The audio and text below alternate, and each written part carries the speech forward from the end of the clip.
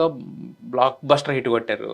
మరి ఇప్పుడు next ఎల్లంలో already చెప్పారా? ఇంకా ఆల్రెడీ నడుస్తుంది. ఆల్రెడీ స్టోరీ సెట్టింగ్స్ లో కూర్చున్న పాటల డిస్కషన్లు అవుతాయి. ఎక్కడెక్కడ సన్నివేశాల్లో ఏ పాటలు వస్తాయి అనేవి ఉన్నాయి. మొన్నే కలిసాను వేణు గారిని. ఫైనల్ వర్షన్ రెడీ చేస్తున్నానండి అన్నారు. యాక్చువల్గా ఫస్ట్ నాని అన్నకు అనుకున్నప్పటి నుంచి కూడా నేను వేణన్నతో నాకు ఆ ట్రావెల్ ఉంది. అంటే బలగం కంటే ముందు నుంచి కూడా వేణన్న యాజ్ ఎ కమెడియన్ గా ఉన్నప్పటి నుంచి కూడా నాకు బాగా ఫ్రెండ్. అంటే ఆయనకి యాక్టింగ్ అనే కాకుండా పాడాలని బాగా కోరిక.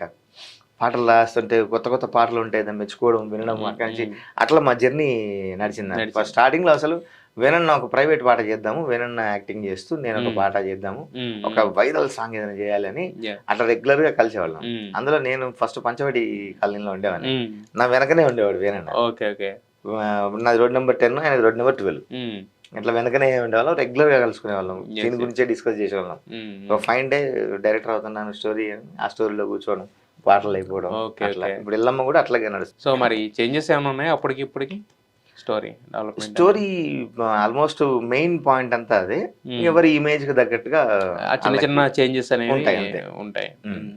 అయితే ఇందాక మన రాముల గురించి మాట్లాడుతూ అంటే దానికి మంగ్లీతో వాడిచ్చారు యాక్చువల్గా. సో మంగ్లీకి మీకు కూడా ముందు నుంచి కూడా ఉంది కదా అసోసియేషన్? మంగ్లీకి నాకు ఎట్లా పరిచయం అంటే, మేము మధ్యలో ఒక మంగ్లీ అప్పుడు ఒక టీవీ ఛానల్ చేసేది, పాడుతుంది బాగా అని తెలుసు.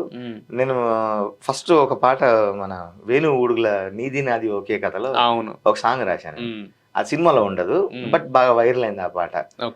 ఏందిరా ఈ జనాల గోల అని ఒక సాంగ్ ఉంటది. అందులో ఒక హుక్ లైన్ ఉంటది.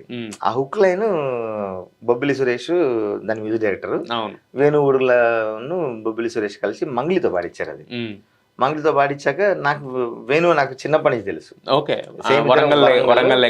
వరంగల్ వేణు ఒక రకంగా నా శిష్యుడు. మీ శిష్యుడా? శిష్యుడు అంటే చాలా చిన్నవాడు వేణు యాక్చువల్ గా. ఎందుకంటే మాదొక జ్యోతి కల్చరల్ ఆర్ట్స్ అని ఒక ఉండేది.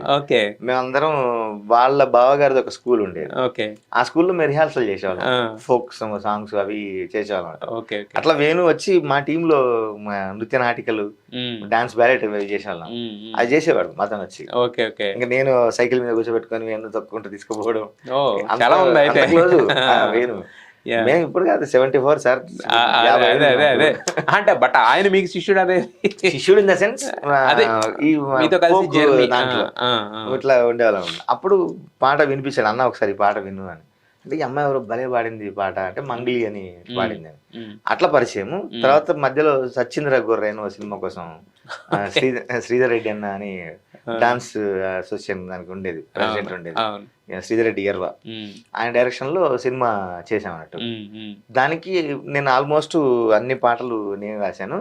సినిమా అంతా కలుపుకుంటూ ఒక స్టోరీకి ఒక థ్రెడ్ లాగా ఒక సాంగ్ ఉంటది, ఒక ఒగ్గు కథ పెట్టామంట. అందులో సినిమా అంతా అక్కడక్కడ వస్తుంటది. అందులో మంగ్లీ కూడా యాక్టింగ్ చేసింది ఆ సినిమా. అందులో మంగ్లీకి ఒక పాట కావాలన్నప్పుడు, చిన్న లవ్ స్టోరీకి ఒక పాట కావాలన్నప్పుడు ఒక పాట రాశాను నేను. అట్లా ఆ పాట మంగ్లీ పాడుతుంది, మంచి సింగర్ ఆమె అంటే అట్లా పరిచయం అయింది.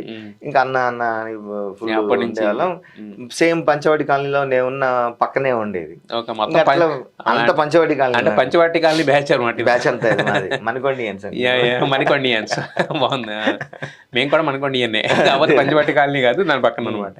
ఇంకా అట్లా ఇంటికి రావడం పోవడం, ఫ్యామిలీ మెంబర్ లాగా, ఫ్రెండ్ లాగా అయిపోయినాయి. మా ఇంట్లో పిల్లలతో కూడా అత్త అనుకుంటే ఆడుకోని వీళ్ళు అట్లా క్లోజ్ అయిపోయింది.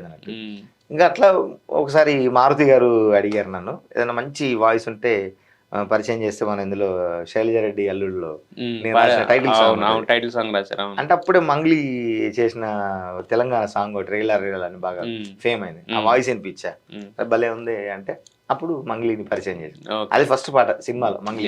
అంటే ఒక రకంగా కలిసి ఎదిగారు అనుకోవచ్చు. అంటే ఆవిడకి మీరు అంటే అంతే పరిచయం అయిన తర్వాత ఆవిడ ఎదుగుదలలో ఆ ఫస్ట్ పాట అటు నుంచి మెల్లిగా ఇది రాములో రాములా ఇదంతా